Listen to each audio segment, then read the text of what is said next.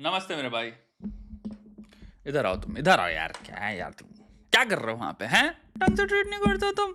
ऐसे काम करवाओगे तो हम काम नहीं करेंगे। अब अच्छा यार, सॉरी यार। Don't make in India, no need to manufacture there. Trump बोलते हैं तुम्हारे एप्पल के सीईओ से, टिम कुक से। अगर विश्वास नहीं होता तो ये सुनिए। Was coming in, and I had a little problem with Tim Cook yesterday. I said to him, Tim, you're my friend. I treated you very good. You're coming in with $500 billion, but now I hear you're building all over India. I don't want you building in India. You can build in India if you want to take care of India, because India is one of the highest tariff nations in the world. It's very hard to sell into India. And they've offered us a deal where basically they're willing to literally charge us no tariff. So we go from the highest tariff. You couldn't do business in India. We're not even a top 30 in India because the tariff is so high. They're the highest, and now they're saying no tariff. But I said to Tim, Tim, look, we've treated you really good. We put up with all the plants that you built in China for years. Now you got to build us. We're not interested in you building in India. India can take care of themselves. They're doing very well. पहले भैया सबसे नीचे लिखो तुम लोगों ने काम कितना किया। सबसे इंपॉर्टेंट चीज ये है, सब लोग नीचे लिखो जितना भी काम किया, क्योंकि भैया अब टाइम आ गया make in India, made in India को बहुत सुपीरियर फॉर्म में ले जाने का, अल्ट्रा प्लस अल्ट्रा बनाने का। इसका मतलब हमको इन्वेंटर चाहिए, थिंकर चाहिए, इंडिपेंडेंट थिंकिंग एंटिटीज चाहिए, लोग चाहिए जो कि भाई खतरनाक लेवल पे सोचेंगे कि हाँ कहाँ मार्केट है। कितनी चीजें मैं देख रहा हूँ यार, इतना बड़ा मार्केट है, कोई इसको एक्सप्लॉइट ही नहीं कर रहा है यार, कोई इसको यार कैपिटलाइज नहीं कर रहा है इस चीज पे यार, कोई इधर बेच ही नहीं रहा है। ये चीज मैं सप्लाई कर सकता हूँ, ये चीज मैं बना सकता हूँ। हमारा दिमाग ऐसे होना चाहिए। अपॉर्चुनिटीज ढूंढो, पॉकेट्स ऑफ अपॉर्चुनिटीज। कहाँ डिमांड है, या फिर कहाँ वो एक चीज है जो सोल्यूशन अवेलेबल है, जो तुम सोच सकते हो इस चीज को सॉल्व कर देगी, बहुत बड़ी प्रॉब्लम है, लेकिन कोई और कर नहीं रहा है, या फिर कोई कर भी रहा है तो स्केल में नहीं कर रहा, या फिर उस चीज में इतना कंपटीशन नहीं है, और कंपटीशन है भी तो क्या हुआ, घुसो। बहुत सारे कंज्यूमर्स हैं, बहुत सारे लोग हैं। जितने लोग काम कर रहे हैं नीचे कमेंट सेक्शन में लिखो, जितना दिमाग खोलने के लिए कितना काम कर रहे हो वो बताओ। जिससे काम नहीं हो रहा, अपनी जिंदगी में फाड़ के हाथ नहीं रखा हुआ है, जो भी तुम्हारा गोल है उसमें तुम चीथड़े नहीं उड़ाए हुए, तो भैया अटैक मोड उठाओ। अटैक मोड के अंदर तुम्हारी सारी टेम्पलेट्स दी हैं, सारे टूल्स दे रखे हैं, कैसे तुम्हें चीथड़ उड़ा दोगे तुम अपने गोल के। नीचे देखो, जिस शिद्दत से बैठे हैं, फाड़ रहे हैं, तुम भी बनो उनमें से एक। अटैक मोड नीचे मिल जाएगा तुम्हें कमेंट सेक्शन में, पिंड है भाई, आओ जुड़ो हमारे साथ, ठीक है। अब बात करें यहाँ पे डोनाल्ड ट्रंप की। डोनाल्ड मिल रहे हैं मगर छुप के हो। यहाँ पे बहुत सारे लोग होंगे जो इंस्टेंटली जो पहला आपका रिएक्शन निकलता हुआ है कि ये हमारा दुश्मन है, भाड़ में गया, पनिश करो, लड़ाई करो। मैं आपको थोड़ी सी बात बताता हूँ। जिंदगी में मैं जो एडवाइस दे रहा हूँ, यह सब अपनी जिंदगी में भी लगा सकते हो। यहाँ पे हमें जो पता चला है वो डेटा पॉइंट एक्चुअल में क्या है। वो डेटा पॉइंट ये है कि भैया अमेरिका हमारा दोस्त नहीं है, ठीक है। हमें क्या और दूसरी चीज पता चली है, अमेरिका क्योंकि हमारा दोस्त नहीं है, मतलब ये नहीं अमेरिका हमारा एनिमी है। ये बहुत इंपॉर्टेंट डिस्टिंक्शन है जो लाइफ में तुम मेक कर सकते हो। अगर तुम्हें कोई व्यक्ति मिले, तुम जिसको हमेशा से अपना मित्र समझते थे, तुम्हारा सखा था, तुम ऑफिस में गए हो, तुम यूनिवर्सिटी में हो, और तुम्हें सडनली एक डिटेल पता चलती है, किसी ने तुम्हारे बारे में तुम्हारे पीछे ये बोला है, और तुम्हें पता चलता है हाँ मैं तुम्हारा विनियर टूटता है, जो भी तुम जिस तरह से उस इंसान को हमेशा से देख रहे थे, तुमने कहा यार ये ऐसा कर सकता है। तो वो जब मोमेंट आया, मैं मान नहीं सकता कि तुम में से सबकी जिंदगी में ये मोमेंट एक ना एक बार किसी ना किसी इंसान के साथ या फिर वेरियस इंसान के साथ नहीं आया है, ये हमेशा आएगा।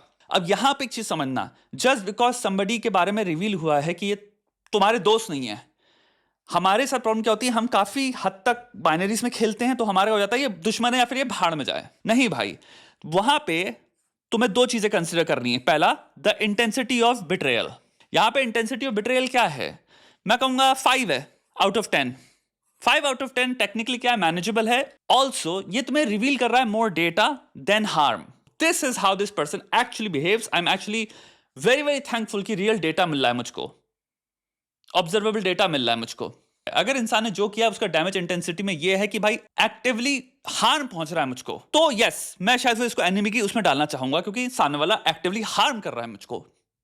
वो चीज अलग हो गई। यहां पे क्या है, सेल्फ इंटरेस्ट में डोनाल्ड ट्रंप सेल्फ इंटरेस्ट में काम कर रहे हैं, जहां पे वो कह रहे हैं भैया जो एप्पल नामक कंपनी है वो चाइना से निकल रही है, तो भैया तुम इंडिया में क्यों जा रहे हो, तुम यूएसए में आओ ना वापस। क्योंकि अब एक और चीज यहां पे समझनी पड़ेगी, द मैन्युफैक्चरिंग जो इस टाइम पे ऑपरेट कर रही हैं, या मैन्युफैक्चरिंग जो इस टाइम पे हो रही हैं, यानी जो प्लांट्स हैं एप्पल जैसे प्रोडक्ट्स बना रहे हैं, they moved from people to machines. It's basically technology driven plants. तो वो जमाने जो हुआ करते थे कि चीप लेबर इसलिए चाइना में है, क्योंकि चाइना में चीप लेबर है, ये है वो है, हम उससे बहुत ज्यादा आगे मूव कर चुके हैं। इस टाइम पे प्लांट्स जो कि टेक्नोलॉजिकल पार्ट्स जो हम बना रहे हैं, चाहे वो कार्स में हो, चाहे वो किसी भी चीज में हो, वो एक्चुअल में डिपेंड कर रहे हैं कौन से देश में इंफ्रास्ट्रक्चरली, टेक्नोलॉजिकली हमें वो चीज मिल सकती है।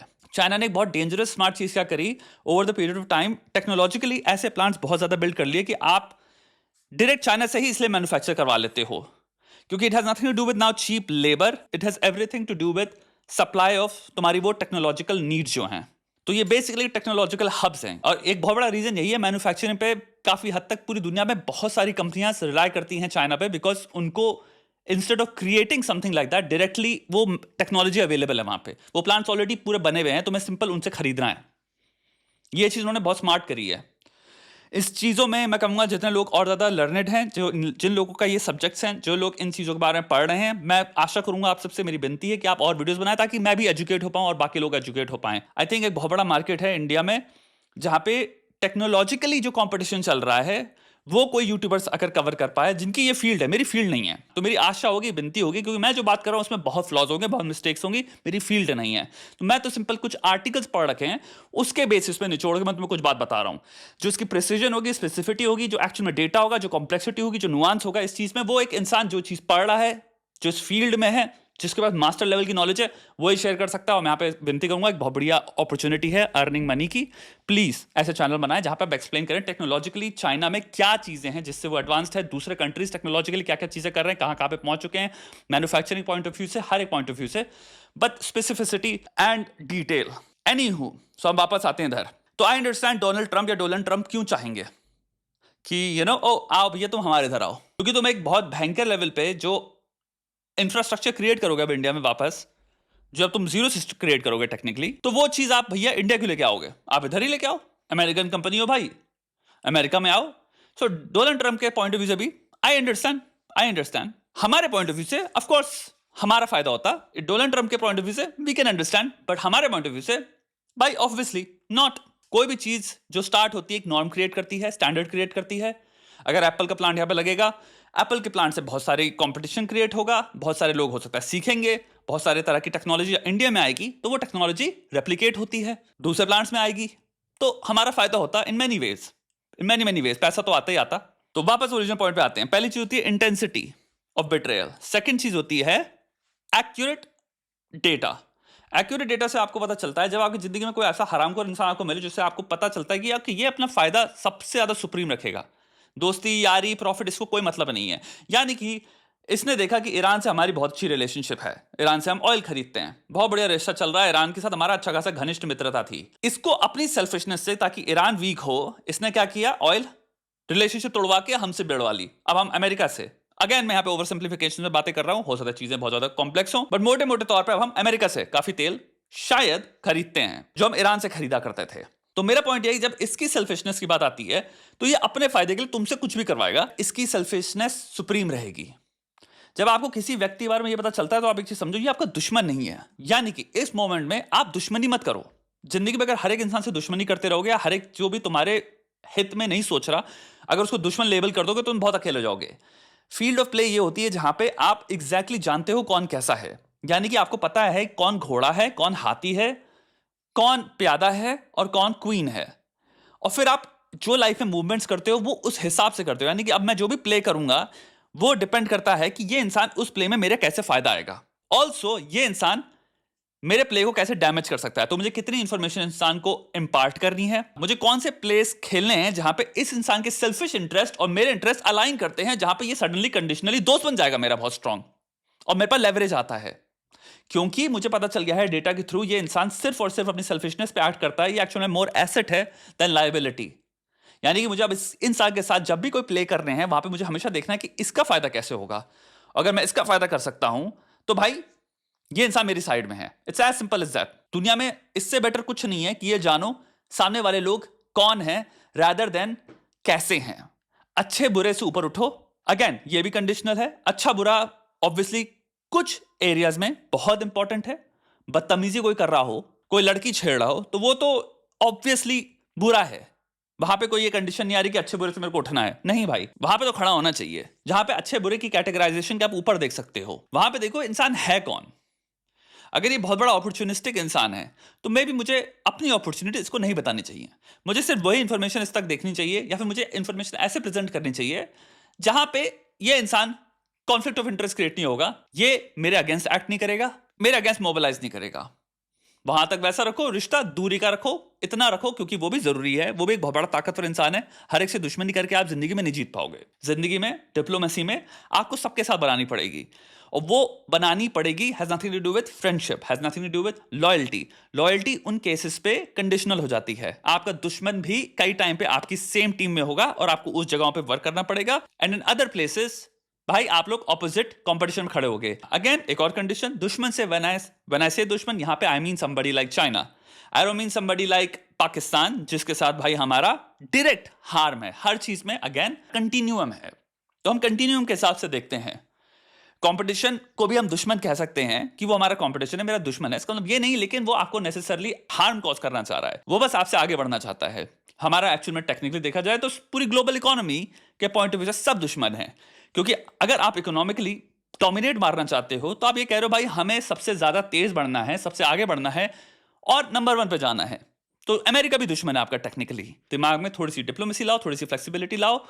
कोई अगर आपको चोट मार रहा है तो उसको इमोशनली कम देखो, या फिर एक इतनी मात्रा में देखो जितना वो अप्रोप्रिएट है, लेकिन ऑल्सो उतनी मात्रा में जहां आप अपने इमोशंस को कंट्रोल कर पाते हो।